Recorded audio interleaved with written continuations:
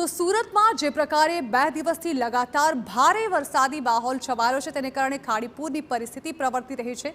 ત્યારે ખાડીની સ્થિતિ શું છે તેના વિશે વાત કરીએ તો હાલ ખાડી જે છે તે ભયજનક સપાટી જે છે તેની 8.48 મીટર છે, જેને લઈને તે હાલનું લેવલ અત્યારે જે છે તે 6.50 મીટર છે। હજુ પણ જો વરસાદી માહોલ યથાવત રહેશે તો તે વધશે તેવી શક્યતાઓને ખાળી શકાય તેમ નથી। હજુ પણ આ વિસ્તારોમાં ભારે વરસાદને પગલે બની શકે કે વધારે પાણીનો ભરાવ થાય અને તેને કારણે પૂરની પરિસ્થિતિ જે છે તે વધુ વણસે તે પ્રકારની શક્યતાઓ પણ વ્યક્ત કરવામાં આવી છે।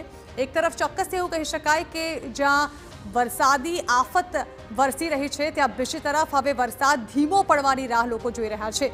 હજુ કયા કયા વિસ્તારોમાં પાણી ભરાયેલા છે તેના વિશે વાત કરવામાં આવે તો પાલ કેનાલ રોડ, ખાડી વિસ્તાર અને સરથાણામાં પાણી ભરાયેલા છે। હજુ અહીં આ વિસ્તારોમાંથી પાણી ઓસરવાનું નામ નથી લઈ રહ્યા અને હજુ આવનારા સમયમાં જો વરસાદી આફત આ જ રીતે યથાવત રહેશે તો જકાત નાકા, સીમાડા, પર્વત પાટિયા આ વિસ્તારોમાં પણ જે અત્યારે પાણીની પરિસ્થિતિ, પાણી ભરાવની પરિસ્થિતિ સર્જાયેલી છે તે આવનારા દિવસોમાં પણ રહી શકે છે। અહીં હજુ પણ લિંબાયત, સણિયા, હેમત તેમજ કુંભાણિયામાં પાણી ભરાયેલા છે અને ક્યાંક ઘૂંટણસમા તો ક્યાંક કેડસમા પાણી ભરાયેલા છે, જેને કારણે ન માત્ર અવરજવર કરનારા લોકો, રાહદારીઓ પરંતુ વાહન ચાલકોને પણ મોટા પાયે અસર પહોંચી